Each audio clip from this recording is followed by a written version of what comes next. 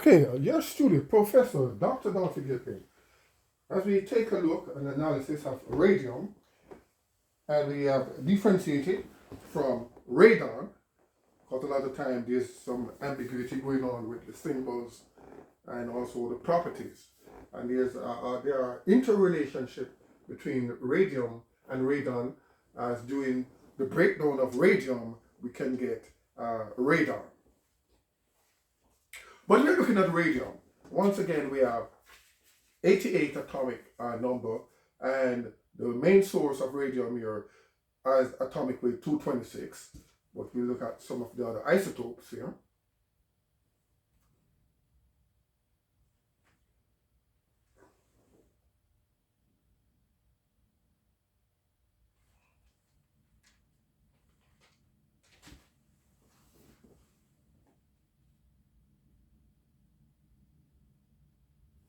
So we look at that statistics already. And we look at that statistics already.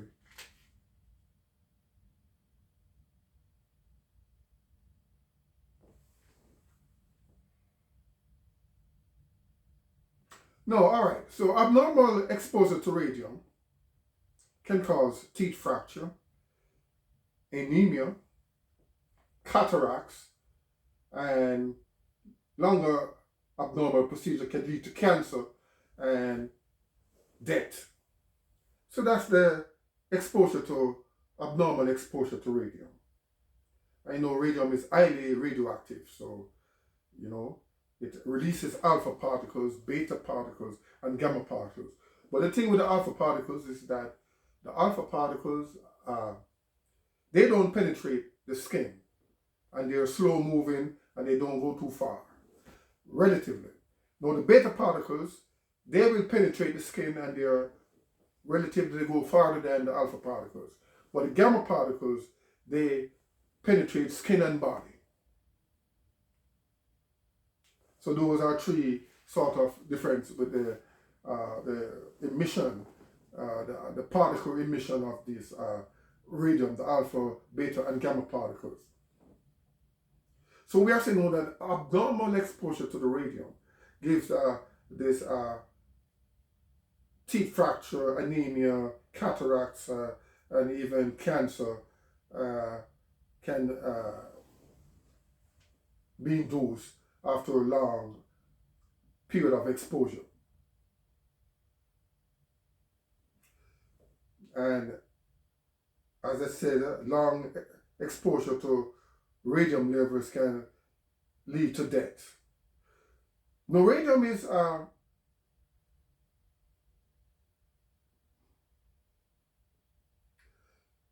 is constantly produced by the radioactive decay of uranium and thorium.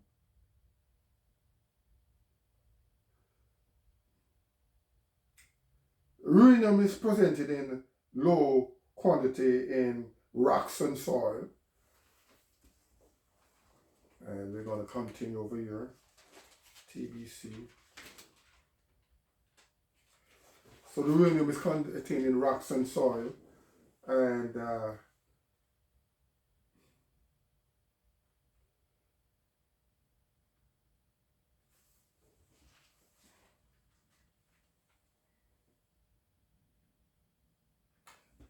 you know that the breakdown of this uranium or even in thorium gives you this radium, and then radon. So it's uranium, radium, and then radon. All right. So here we go. We continue. We have this substance, radium bromide. And this radium bromide,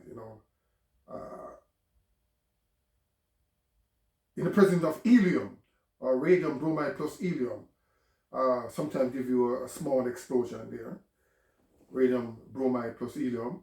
And this gradual build-up of helium with the radium bromide crystal.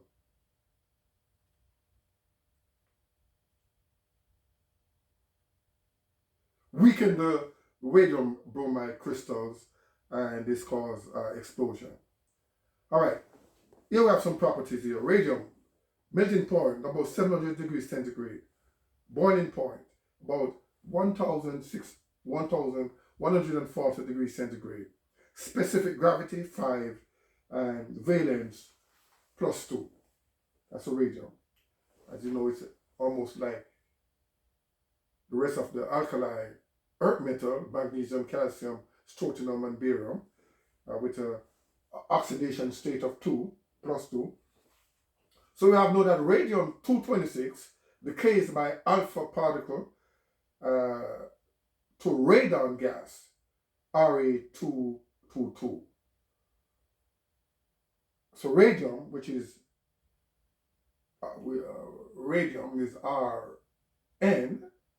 Have I get it right here? Ra, radium. The Ra226 decays by alpha particle to radon, which is Rn222, which also decays. So the radium decays into radon, the inert radioactive gas, and that also decays.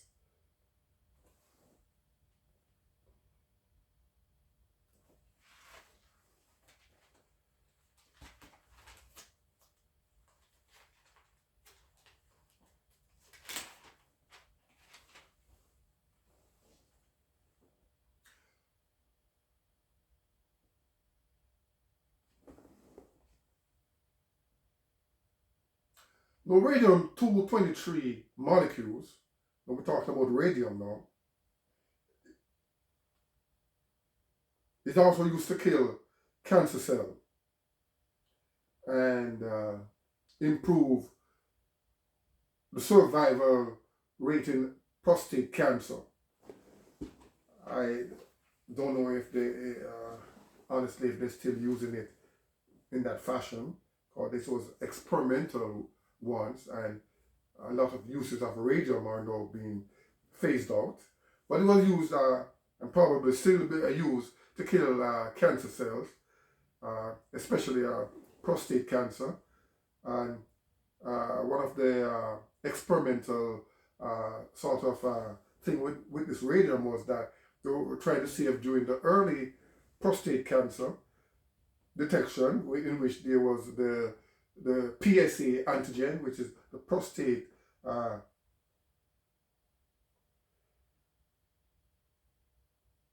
specific antigen, which is found in the blood, if this radiation would sort of help to give a better survival rate, or to treat the cancer and to kill the cancer.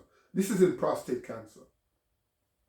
But like I said, because of a lot of the phasing out of these uses of radium, I don't know if it's still, or it might be still using, you know, there are so many hospitals over the world, but probably the most modern hospital might use more modern form of nuclear medicine to achieve its purpose.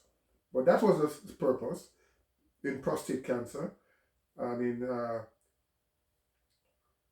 to detect the PSA, the prostate specific antigen, which is found in the blood for prostate cancer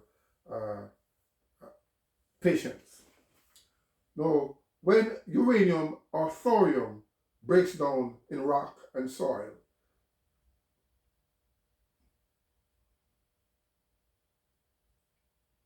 radium is formed. So you have uranium and thorium breaking down, and radium is formed. And the radium and thorium from rocks and soil, it breaks down or decays in the decay process, and we get radium. Radium further decays, and we get radon.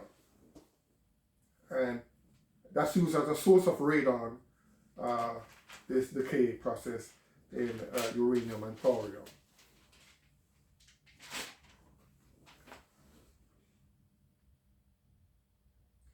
And during this, you have a radioactive releasing alpha, beta, and gamma particles. And the alpha particles can travel only short distance, we have said that, and it will not penetrate the skin, whereas the beta and the gamma particles, the beta particles will penetrate the skin, but it won't penetrate the whole body. But the gamma particle will penetrate the whole body, and they are move further, longer distances. So the alpha particles are short, short distances, and they don't penetrate the skin. The beta particles, relatively longer distance, and they penetrate the skin, whereas the gamma particles will penetrate the whole body. So we look at some reaction here with radium, and we have radium plus oxygen give you radium oxide, 2Ra plus O2. This reaction can also give you the radium peroxide, or Ra2O2, possibly, or the superoxide, Ra2O. And the radium also react with nitrogen to give you radium nitride.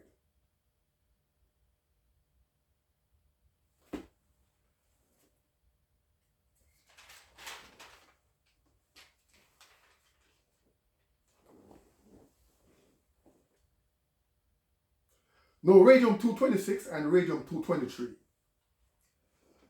When radium decays in the decay process, alpha, beta, and gamma particles, this is the same thing, is released, and alpha particle does not penetrate the skin, and whereas beta particles penetrate the skin, and gamma particles penetrate the skin and the body.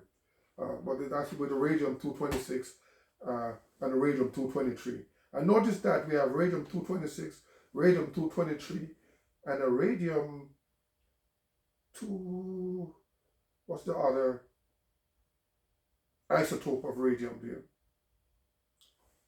Oh, 222. Ra220, Ra223, and Ra222.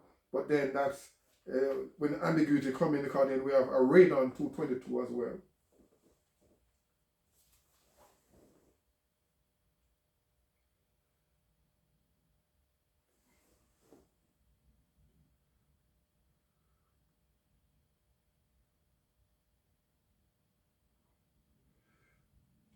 And this is give you some